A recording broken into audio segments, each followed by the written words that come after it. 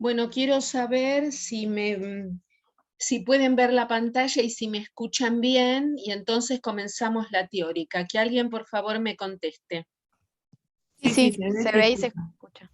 Bueno, perfecto. Entonces empezamos con la teórica del 15 de junio de 2022 de extracción supercrítica en el marco de Fundamentos de la Preservación de Alimentos 2. Y para eso tenemos unos esquemas de los equipos de extracción supercrítica, donde se ve que en general el proceso involucra el contacto de la materia prima con el solvente correspondiente para extraer aquellas sustancias que nos interesan, y posteriores etapas de separación de esa corriente de extractante con los extraídos de nuestro interés. Y vemos que el proceso puede ser un proceso batch o puede ser un proceso continuo en columna. Bueno, lo primero que vamos a hablar es qué es la extracción supercrítica.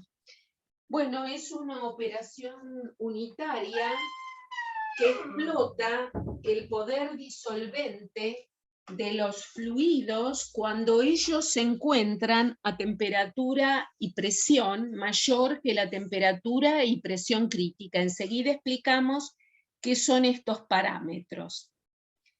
Es muy importante en un mundo donde están cada vez más cuestionados los solventes orgánicos, dado que dejan residuos, en este caso en los alimentos, y por otra parte, o sea, en matrices alimentarias, y por otra parte, producen problemas ambientales. Es una operación que sirve para extraer y separar compuestos de interés que, por ejemplo, tengan baja presión de vapor y que por lo tanto no se puedan separar por destilación, y se basa en el poder disolvente de estas sustancias de interés por fluidos en estado supercrítico, que, como dijimos, tienen que estar por encima en cuanto a temperatura y presión, fundamentalmente presión, que es lo que se llama presión crítica y temperatura crítica, que ahora vamos a definir.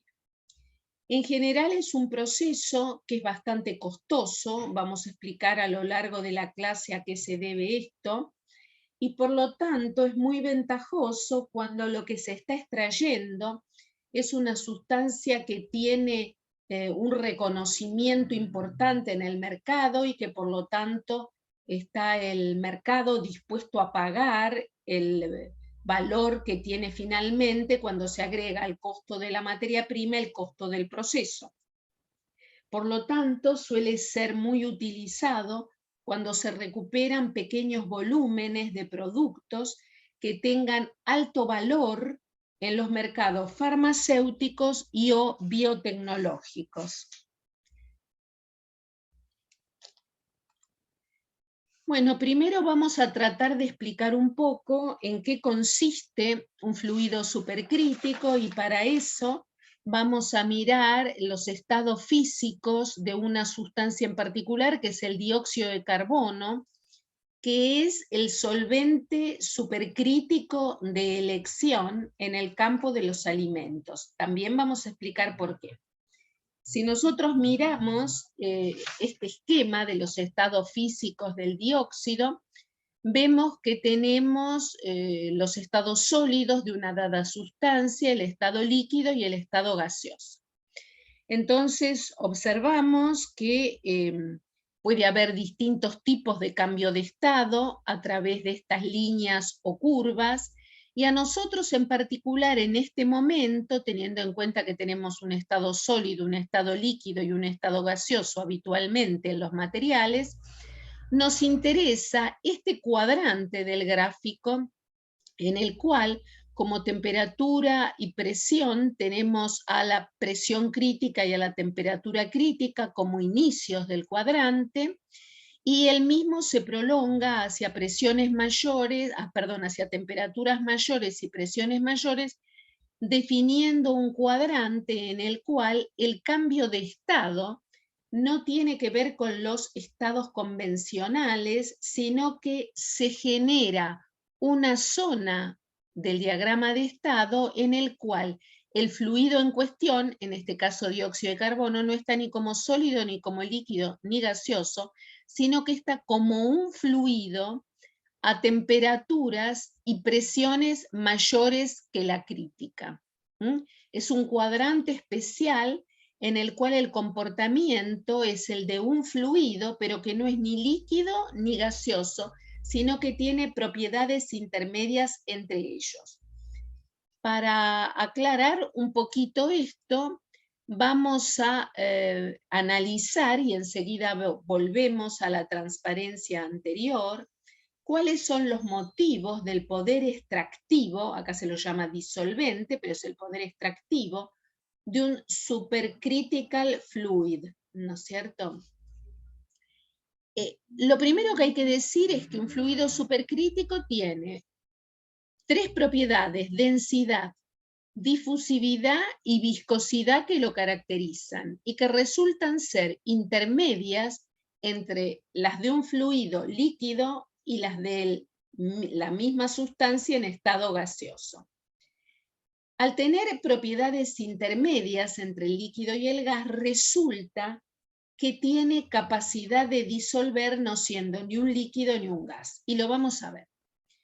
Un fluido cualquiera, en un estado gaseoso, a una presión de una atmósfera y a una temperatura de 15 a 30 grados centígrados, suele tener densidades del orden de 0,6 a 2 por 10 a la menos 3 gramos sobre centímetro cúbico. Es un valor muy bajo porque el volumen es muy grande. Ustedes saben que el gas tiende a ocupar todo el espacio del que dispone, por lo tanto, una dada masa puede ocupar un volumen muy grande, la densidad es masa sobre volumen, esto da lugar a valores de densidad bajos.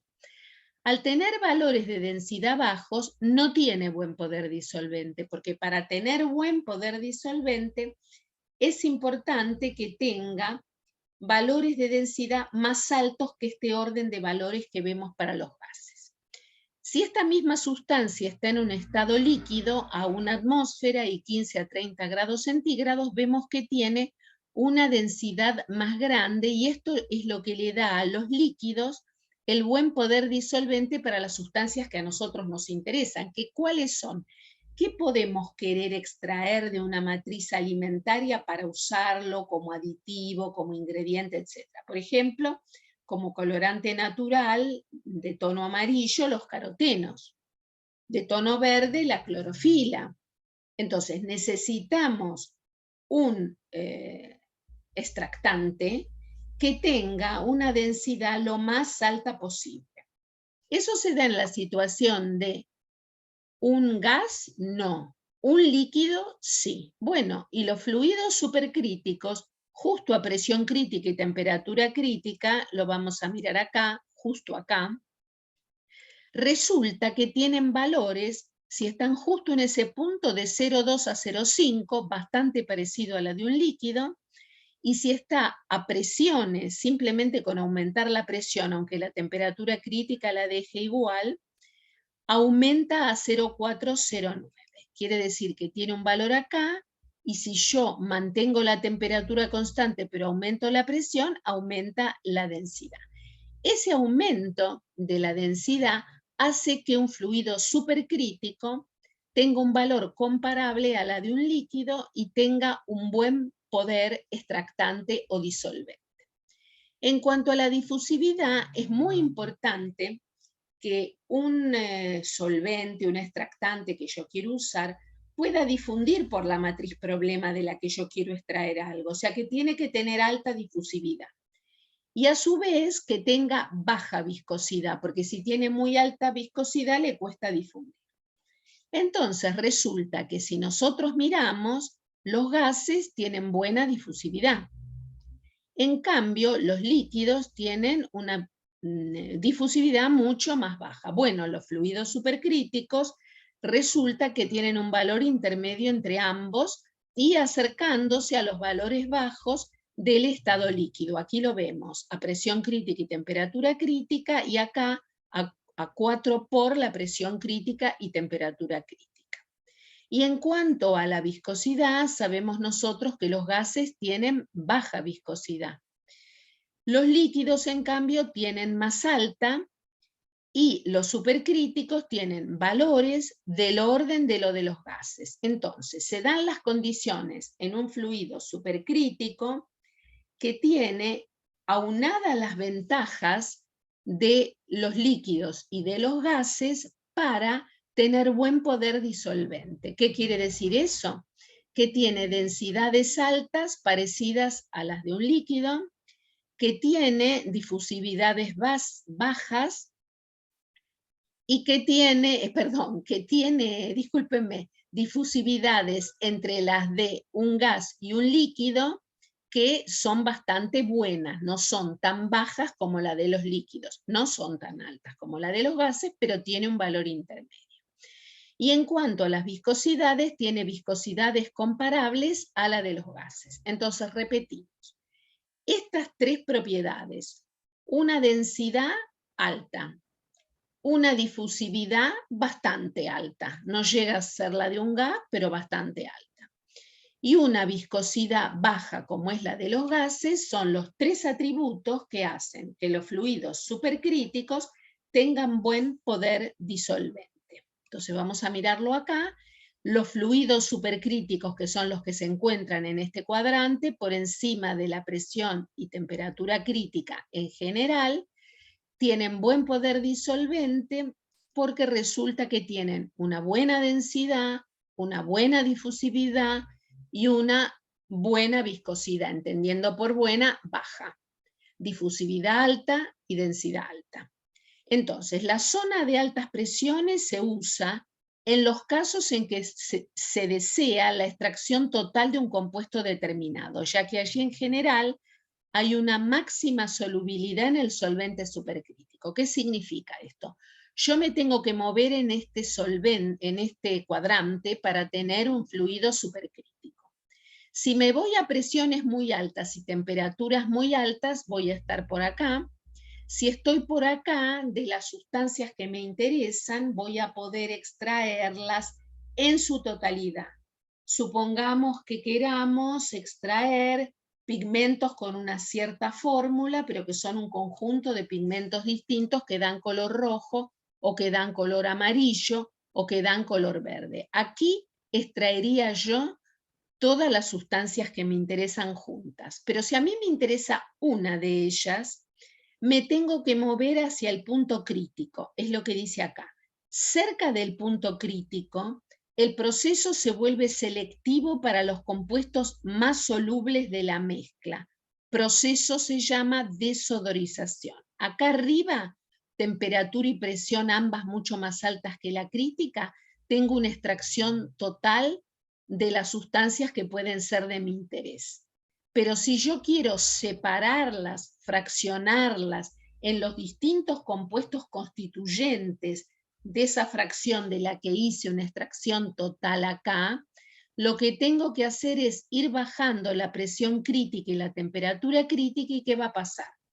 Al bajar con los equipos correspondientes la presión crítica y la temperatura crítica, enfriando el producto y descomprimiéndolo en cuanto a la presión, las sustancias menos solubles en el solvente correspondiente van a irse separando. Y finalmente voy a llegar a esta zona con aquella sustancia que extraje en este bulk acá, que es la más afín, la más soluble en el solvente supercrítico. Por eso, si volvemos para atrás, cuando veíamos la primer transparencia, lo que se hace es contactar la materia prima problema con el solvente supercrítico. Yo quiero extraer de esa materia prima todos los carotenoides, por ejemplo. Entonces hago una extracción total y obtengo todos los carotenoides. Pero si yo quiero fraccionar en cada uno de ellos, tengo que ir bajando la presión crítica y temperatura crítica de manera sucesiva, de manera tal que en el primer recipiente quede depositado, porque pierda la afinidad con el fluido supercrítico, la primer sustancia que resulta ser la menos afín de todas. En el siguiente sigo bajando la presión y la temperatura y me va a quedar la segunda sustancia menos afín. Y finalmente en el tercero me va a quedar, cuando baje de nuevo la presión y la temperatura, los otros compuestos que son menos afines. Entonces hago una extracción total, que es lo que se hace habitualmente, y se van separando en tanques separadores, cada uno de los cuales tiene una presión y una temperatura más baja que la anterior. Se va fraccionando el producto extraído en sus fracciones constitutivas, de acuerdo a su afinidad con el solvente. Esta es la idea básica del proceso. ¿Qué más nos dice acá? El fraccionamiento de una mezcla puede hacerse extrayéndola totalmente a altas presiones y temperaturas, y luego se hace una separación multietapa pasando el solvente carrier, que es por elección el dióxido para las matrices alimentarias, por una serie de recipientes con distintas presiones o temperaturas, donde se van separando secuencialmente de acuerdo a su afinidad creciente. En el primero, la que es menos afín; en el segundo, la siguiente; y finalmente en el último, la que es más afín. Y de esa manera se puede fraccionar el producto extraído por extracción total con un solvente supercrítico. ¿Motivos entonces del poder disolvente de un supercrítico? Bueno, que tiene propiedades físico-químicas intermedias entre la de un líquido y la de un gas, tomando la característica más positiva para nosotros de cada uno. Su alta densidad da buen poder disolvente, su baja viscosidad y alta difusividad da un poder penetrante en la matriz de la cual queremos extraer lo que nos interesa. Entonces, ¿cuáles son las razones de la efectividad del fluido supercrítico? Bueno, yo variando la presión y la temperatura, voy variando la densidad del producto. Y entonces, les voy a dar un ejemplo. Por ejemplo, si yo bajo, primero hago una extracción total, y después bajo la presión, ¿qué pasa? Me aumenta el volumen. Si me aumenta el volumen del fluido supercrítico, ¿qué pasa? Me baja la densidad. Quiere decir que cuando yo tenía temperatura y presión alta, tenía una alta densidad. Cuando yo aplico más presión, resulta entonces que baja el volumen y entonces disminuye la densidad, y por lo tanto en el siguiente recipiente voy a tener menos afinidad. Por otra parte, hay una gran selectividad al acercarse a la presión crítica del solvente. Entonces, vamos bajando la presión y vamos dejando en cada separador una parte de lo que obtuve a través de la extracción total. Entonces, no solamente es una técnica que nos permite hacer una extracción total, sino que a lo extraído nos lo permite separar en sus fracciones en función de la afinidad que tienen con el solvente. Y además es importante que hay variaciones en la solubilidad con el peso molecular del soluto.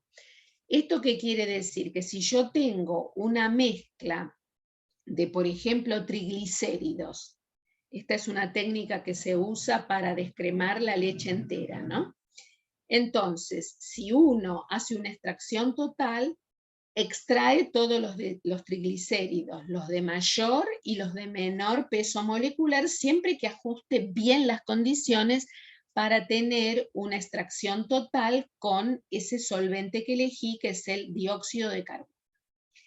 Luego, a medida que yo vaya cambiando la temperatura y la presión, además de cambiar las características propias del solvente, que se vuelven menos afín con ciertas sustancias, está el hecho de que todo lo que yo extraje, por ejemplo, todos los triglicéridos o todos los carotenoides, no tienen igual peso molecular. Entonces, los de mayor peso molecular son los que primero voy a obtener en los recipientes de separación. Y los de menor peso molecular van a continuar con el solvente y así sucesivamente. Entonces, quiere decir que cuando yo bajo la presión y la temperatura, luego de una extracción total, consigo fraccionar mi extraído en sus partes constitutivas. Y a esto colabora también que muchas veces los extraídos que yo tengo contienen sustancias de distinto peso molecular. Y en general las más afines son las de menor peso molecular. Esto igual lo vamos a seguir viendo.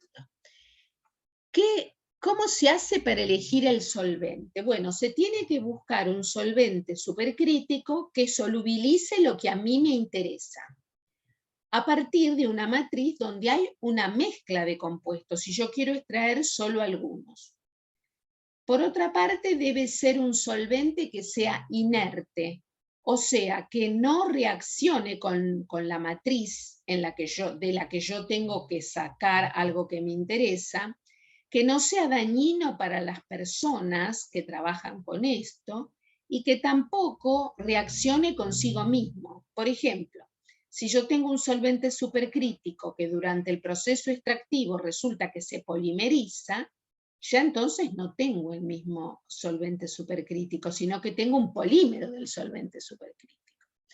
Entonces, muy importante, el dióxido de carbono resulta ser totalmente inocuo porque es inerte respecto a la materia prima, a las personas y a sí mismo. Solubiliza ciertos compuestos que a mí me pueden interesar, y si no tiene gran solubilidad por ellos, enseguida vamos a ver cómo se puede ayudar a esta solubilidad. Por otra parte, el solvente supercrítico tiene que tener una presión crítica moderada, porque para llevarlo a la condición supercrítica yo tengo que comprimirlo. Y eso es un gran gasto energético, más allá de la compra inicial del compresor, que tiene que ser, si tengo que comprimirlo mucho, mucho más potente y mucho más caro ya a nivel inicial al comprar. También el solvente supercrítico debe ser barato, no debe ser tóxico, no debe ser inflamable y debe ser fácil de conseguir con alta pureza. Bueno, el dióxido cumple muchas de estas condiciones. La primera es la más conflictiva. Ya vamos a ver qué hacemos. Es un solvente no muy potente, eso quiere decir que no solubiliza cualquier cosa, eso es importante, porque si solubilizara cualquier cosa, yo de la matriz sacaría un cúmulo de sustancias, de compuestos, que a lo mejor no todas me interesan. Pero sí es muy selectivo. Quiere decir que si uno ajusta las condiciones adecuadamente de temperatura y presión, y con alguna otra estrategia que ya vamos a contar, se puede hacer extracciones interesantes a partir de matrices.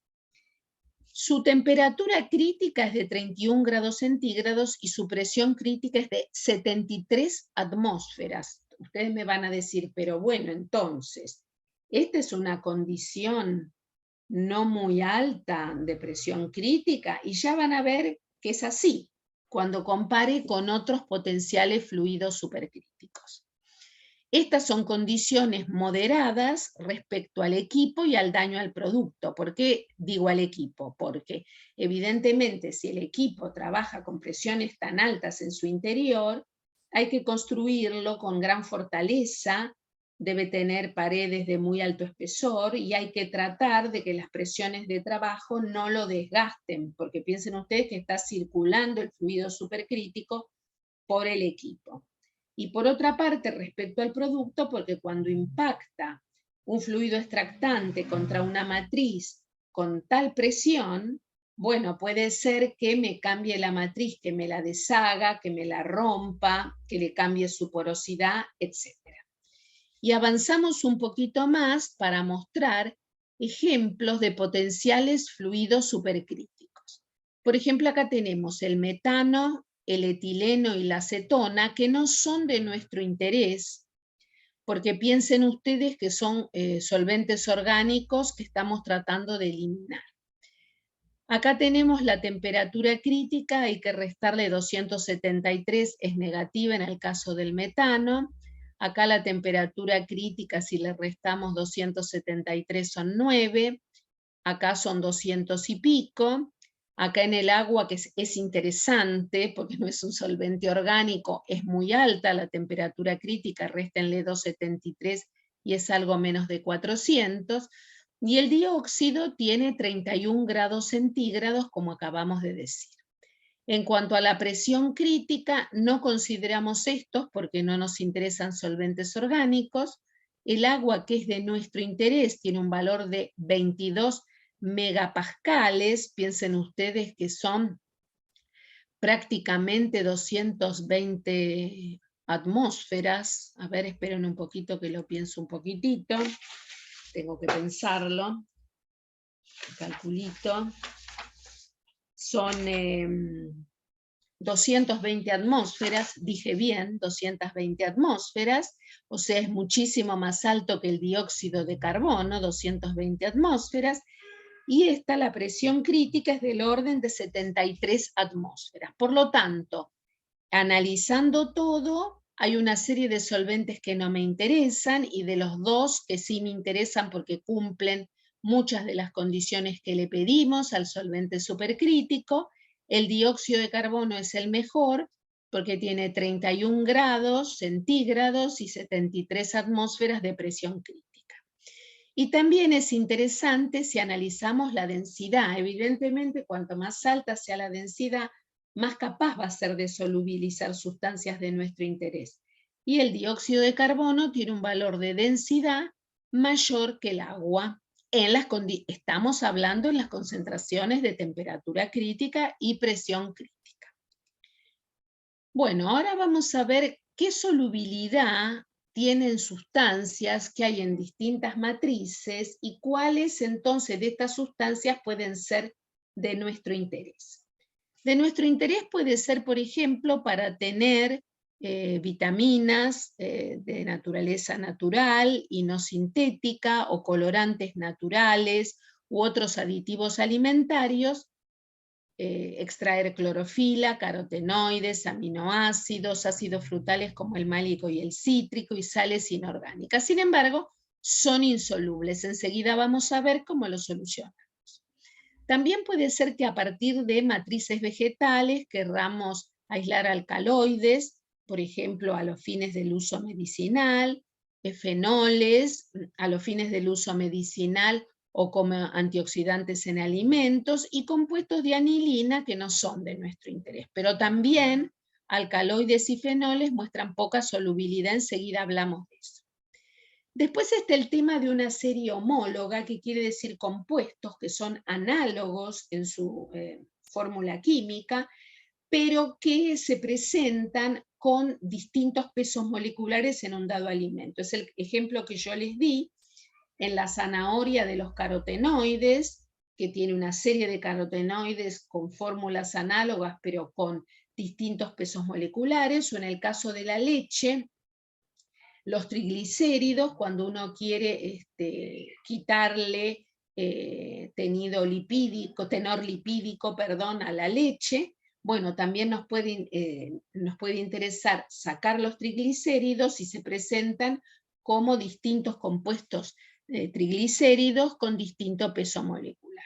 Bueno, entonces fíjense, la solubilidad en una serie homóloga en general disminuye si aumenta el peso molecular, pero hay que ver qué compuesto es para ver si el dióxido tiene la potencia para aislarlo.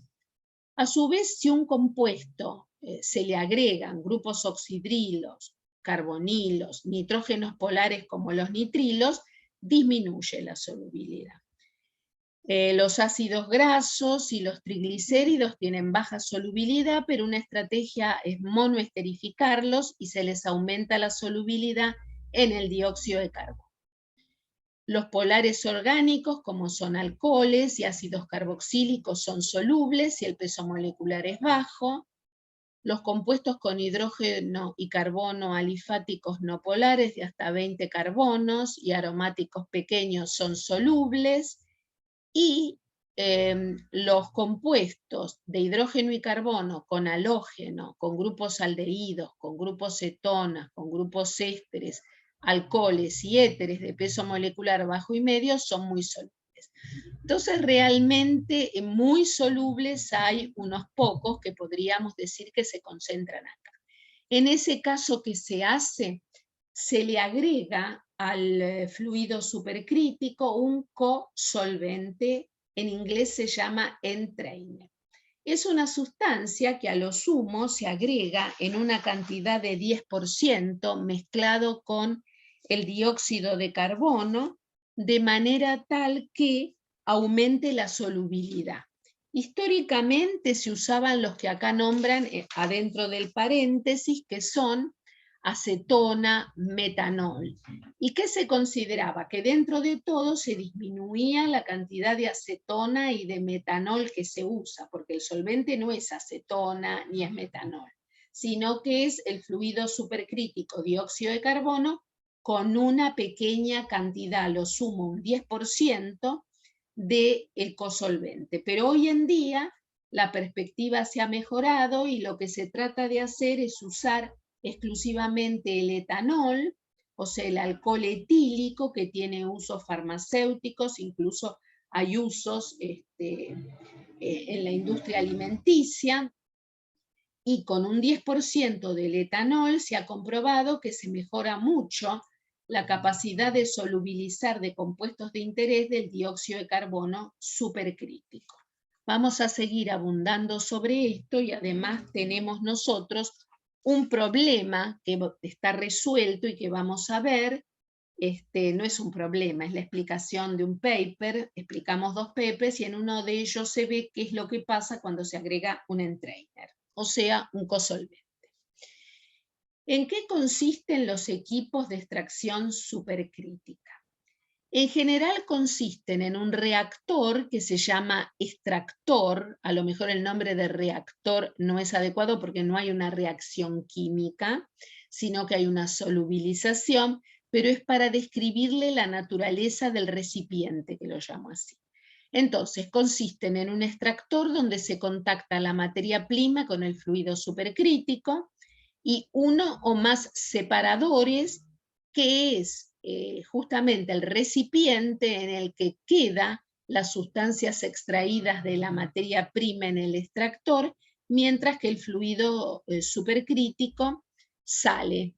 Entonces hago primero la obtención de lo que me interesa gracias al fluido supercrítico y después el separador, donde gracias a cambios en la temperatura y presión queda la sustancia que extraje de la matriz problema y se va el dióxido supercrítico. En general, estos equipos tienen maneras de modificar la presión y la temperatura, tanto al introducir el fluido supercrítico, que es lo que acá dice solvente, primero se lo pasa bajo la acción de un compresor y de un termostatizador, de manera tal de cambiarle la temperatura y la presión, con esa temperatura y presión determinada, que tienen que ser de la presión y temperatura crítica para arriba, se introduce el solvente supercrítico en el extractor donde ya está la materia prima. Se deja un cierto tiempo de contacto, como ven este es un proceso batch, sale el fluido supercrítico con la sustancia que me interesaba extraer y lo que se hace es se le baja la presión y se le baja la temperatura.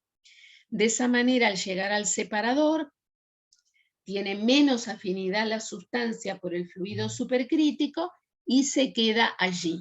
Y sale el fluido supercrítico que se regenera en cuanto a su temperatura y a presión. Muchas veces el solvente supercrítico también es sometido a una purificación por si le hubieran quedado rastros de alguna sustancia extraída. Este es el esquema más habitualmente usado. Pero existen autores que proponen el uso de otra aparatología que consiste en la existencia de un extractor y de un absorbedor. Entonces, ¿cuál es la característica? El solvente supercrítico viene bombeado hacia el extractor donde está la materia prima. Esa matriz es extraída mediante el fluido supercrítico que le toma aquellas sustancias afines a él que son de nuestro interés. Entonces, ese fluido supercrítico va ahora hacia el absorbedor. Y ahí tiene que haber un material adecuado llenándolo, o sea, un relleno adecuado, como puede ser carbón activado. Y se establece una competencia entre el carbón activado que está allí y el fluido supercrítico que ingresa y que tiene disuelto en él las sustancias de nuestro interés. Y hay que elegir un absorbedor tal y unas condiciones de trabajo tal que el absorbedor en esta competencia por la sustancia de nuestro interés sea el ganador y se quede con las sustancias que fueron extraídas en el extractor con el fluido supercrítico. Bueno, y después entonces, en teoría, se bombea de nuevo porque en teoría, como no le hice cambios de temperatura y presión, el fluido supercrítico puede circular varias veces sin que yo tenga que gastar energía en aumentar la temperatura y la presión. Pero estos sistemas suelen ser muy poco efectivos. Y el diseño habitual es este que está acá, con un separador o más separadores. Bueno, acá tenemos justamente esquemas de las alternativas que hay de los equipos, justamente, vuelvo a decir justamente, de este tipo de diseño, ¿no es cierto? Las alternativas son, tengo un extractor y un separador. Entra la alimentación, entra el fluido supercrítico. Acá después que el fluido supercrítico extrajo lo que es de nuestro interés, queda un residuo. El fluido supercrítico con cambio de temperatura y presión va al separador, donde quedan las sustancias que extrajimos y sale el fluido supercrítico. Cuando una etapa separadora no basta, se puede tener 3 etapas separadoras y en cada una de ellas hay un descenso de la temperatura y de la presión, de manera tal que al primer descenso de temperatura y presión queda en el primer separador la parte de lo extraído que es menos afín con el fluido supercrítico. La siguiente bajada de temperatura y presión, de mínima de presión, es la que nos da lugar a la segunda fracción del extracto que queda. Y hay una bajada adicional de temperatura y presión donde queda aquí lo que era más afín, soportó todas las bajadas de temperatura y presión hasta que finalmente perdió la afinidad con el solvente supercrítico y sale el solvente supercrítico. Este es otro diseño un poco distinto donde hay una primera extracción, luego hay una primera separación y una segunda separación, siempre con descenso de la temperatura y presión crítica. ¿Y qué es lo que pasa acá? El producto que se deposita acá se almacena en este nuevo extractor, o sea, es el producto que quedó acá, se almacena en este nuevo extractor, donde incide nuevamente el fluido supercrítico. Y hay 2 etapas separativas, o sea que acá hay una primera extracción con 2 etapas separativas y una segunda separación, si acá yo no conseguí fraccionar, supónganse que haya 3 compuestos mezclados, no conseguí, eran 4, el primero que quedó acá y acá vinieron los otros 3. Entonces, pongo esos 3, ese sólido acá, le hago incidir el fluido supercrítico y me lo separa, supongamos, esos 3 que quedaban, uno acá y después bajo de nuevo la temperatura y presión y 2 acá.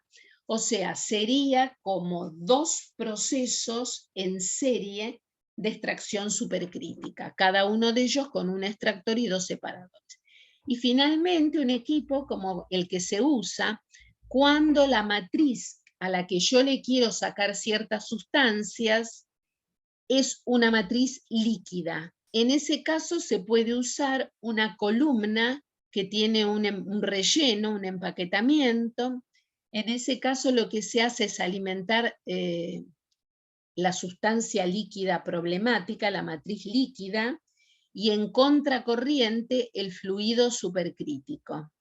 El proceso más eficiente es en contracorriente. Esta es la matriz problemática líquida y este es el fluido supercrítico, que cuando sale acá arriba, en todo el recorrido, fue realizándole la extracción a esa matriz líquida cuando sale por acá arriba, sufre 3 separaciones para hacer un fraccionamiento, por ejemplo, de los triglicéridos que se sacaron para bajarle el tenor graso, pero que los quiero utilizar porque me pueden servir a fines cosméticos, por ejemplo, o para nuevas formulaciones de alimentos, etc.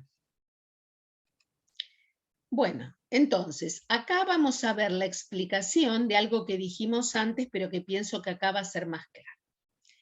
Si yo tengo una cierta materia prima e ingresa dióxido supercrítico, tengo un extracto constituido por dióxido supercrítico más las sustancias que extrajo de esta matriz problemática.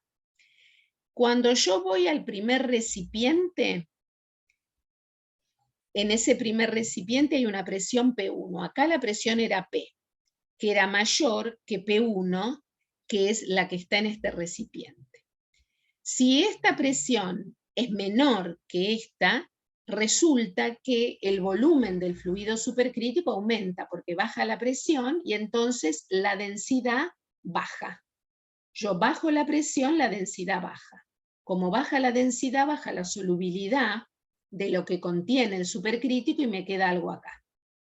En el segundo fraccionamiento yo bajo de nuevo la presión, quiere decir que es menor que la del recipiente 1 y la del extractor. Entonces la densidad vuelve a bajar, porque el volumen aumenta más, porque la presión aumentó más, entonces la densidad también bajó, entonces baja el poder disolvente. Entonces se queda acá otra fracción de lo que yo había extraído originalmente. Y finalmente en el tercero vuelvo a bajar la presión a P3, entonces la densidad baja y entonces ya queda aquí lo más afín, que consiguió bypassear la problemática de baja de presión acá y de baja de presión acá, pero finalmente se deposita acá y sale el fluido supercrítico. Y lo mismo se puede decir cuando yo tengo una columna rellena. Ya vimos cómo funcionaba la columna en contracorriente y vimos, acá entra la alimentación, por abajo entra el fluido supercrítico y vemos el fraccionamiento con las mismas características que allí explicamos. Entonces, ¿cuáles son las variables de este proceso de extracción supercrítica? Bueno, desde ya es muy importante que haya una buena solubilidad de mis sustancias de interés que se encuentran en la matriz problema para que yo con el fluido supercrítico las pueda extraer, que es mi objetivo. Es muy importante entonces a qué presión del dióxido se trabaja. Ya vimos que cuanto más alta es la presión, puedo hacer hasta una extracción total y si más, cuanto más alta es la presión, no sé qué dije, por eso me corrijo, más solubilidad hay por la razón, ya vimos, de que baja el volumen del fluido supercrítico y entonces aumenta la densidad, hay mayor solubilidad. Si aumento la temperatura pasa lo mismo, volviendo para atrás, cuando tengo yo más presión y más temperatura, resulta que estoy en esta zona donde la extracción es total. Muy bien, entonces vamos ahora a volver a nuestro punto inicial. Entonces, es muy importante la presión del dióxido y la temperatura del dióxido. Cuanto más altos son, más me solubilizan en general las sustancias de mi interés. Otro factor que es muy importante es la cantidad de cosolvente o entrainer que vamos a poner. Acá lo llamamos porcentaje de modificador, o sea, cuánto etanol le pusimos. Cuanto más pongamos, en principio se supone que vamos a favorecer la solubilidad, pero primero hay que tener cuidado porque estamos cuidando el medio ambiente y queremos hacer una operación de extracción supercrítica. Y segundo, como ya vamos a ver en uno de los artículos que vamos a ver, no siempre es muy importante que sea la máxima posible la cantidad de modificador. Hay que hacer pruebas previas para determinar cuánto nos conviene. Esto desde el punto de vista del solvente de extracción. Y desde el punto de vista de la muestra, nos conviene que la matriz problemática tenga muy bajo contenido de agua y que esté finamente molida. ¿Por qué nos conviene que no haya agua? Porque el agua se va a mezclar con el fluido supercrítico y le va a modificar sus características de solubilidad y capacidad de extracción. Y también nos conviene que esté finamente molida, porque cuanta más pequeña es la partícula, expone más área a la acción del fluido supercrítico y eficientiza su accionar.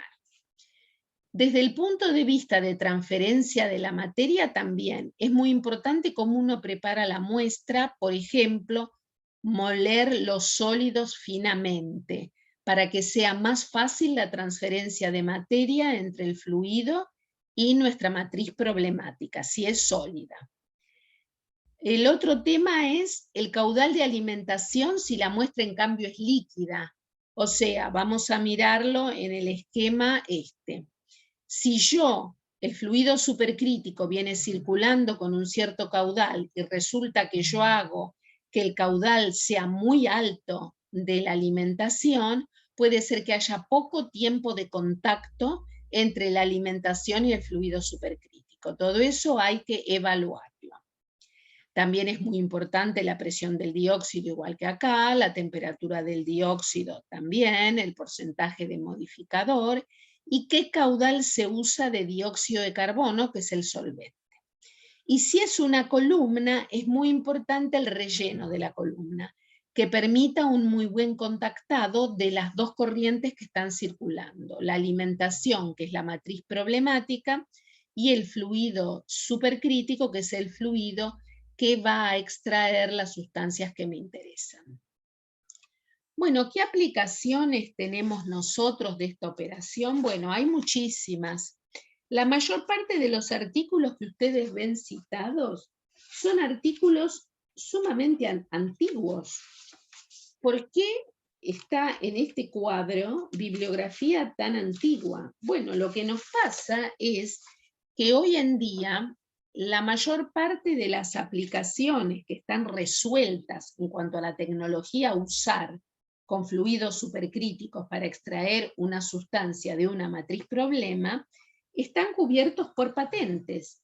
Y entonces no hay nada publicado sobre eso. Por ejemplo, acá tenemos la descafeinización del café o del té y vemos la antigüedad de lo que hay publicado.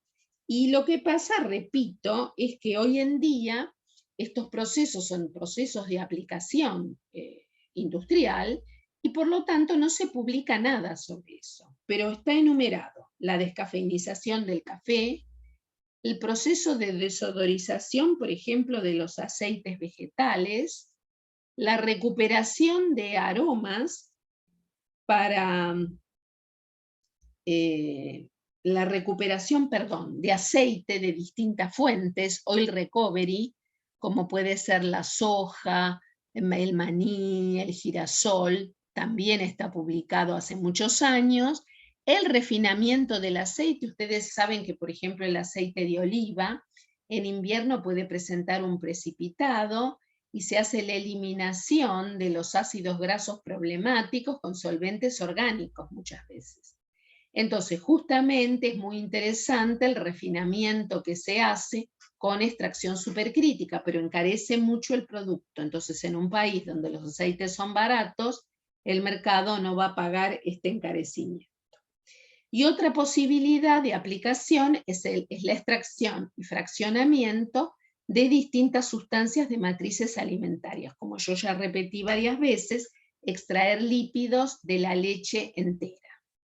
Bueno, y aquí a la izquierda tenemos, por ejemplo, aplicaciones que también son muy habituales, como la extracción de gomas a partir del aceite de soja para obtener lecitina, que es de aplicación a nivel farmacéutico.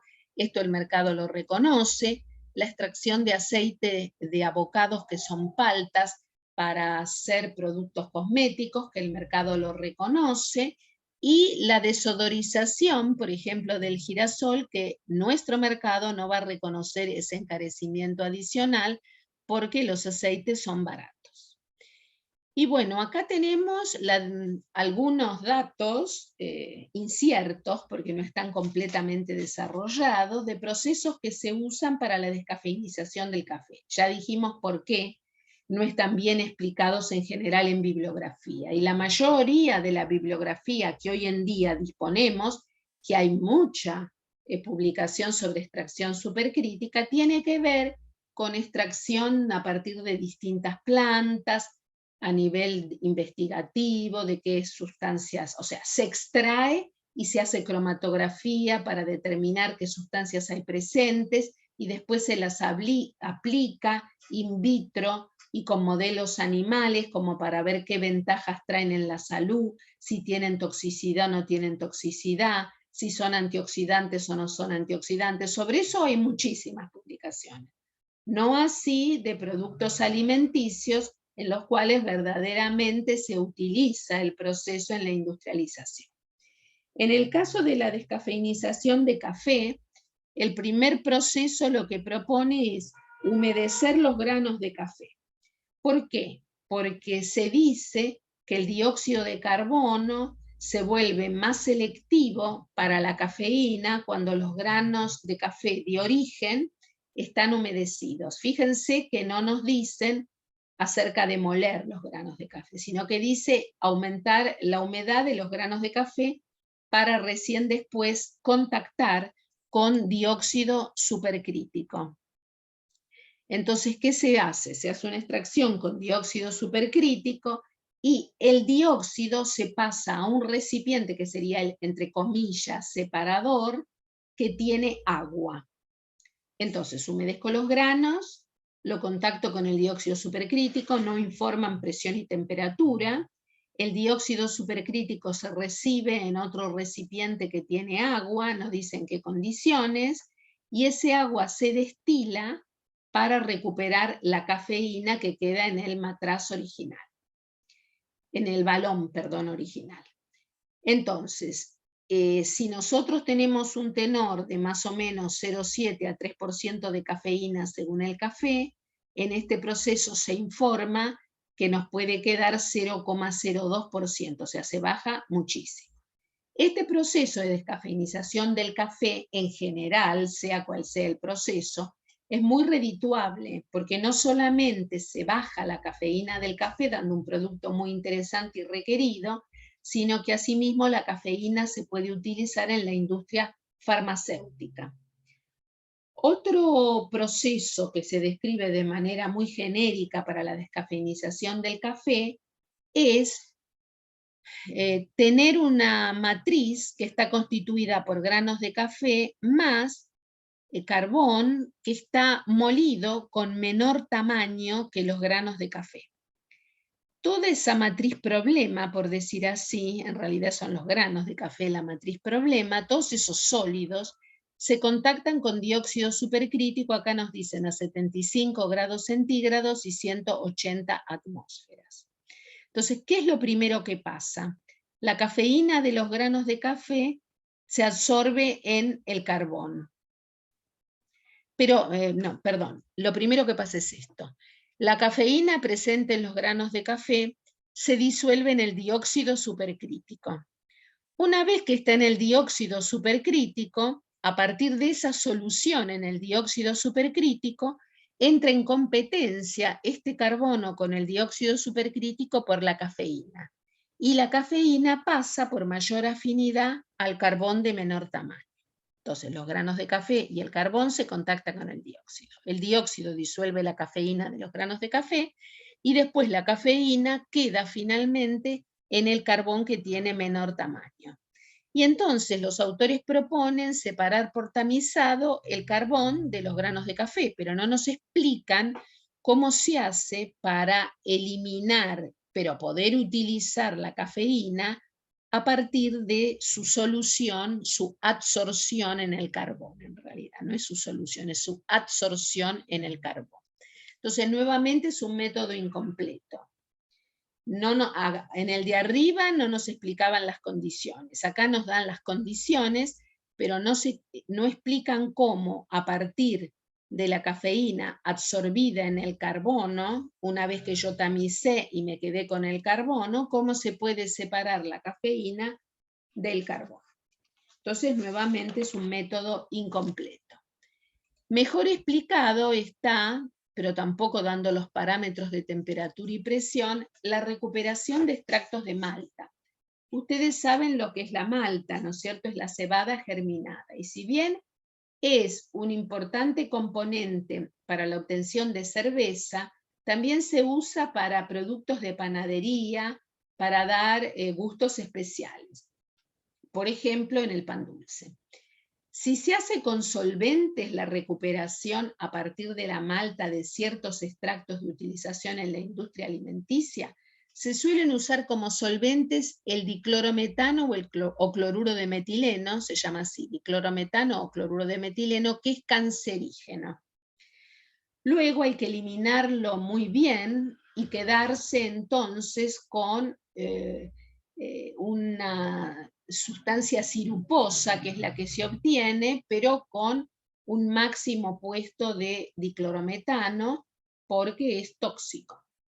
Si en cambio se extrae con dióxido supercrítico, cuando se disminuye la presión se recuperan fácilmente los extractos. Entonces lo que se hace es, los granos de malta se muelen para dar lugar a un pellet, pero donde está destruida la subestructura del grano para ayudar a la extracción.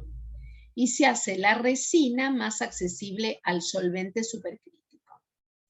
Ese pellet entonces se contacta con dióxido de carbono en un extractor, después se disminuye la presión en un separador y se obtiene un extracto amarillo verdoso de excelente calidad.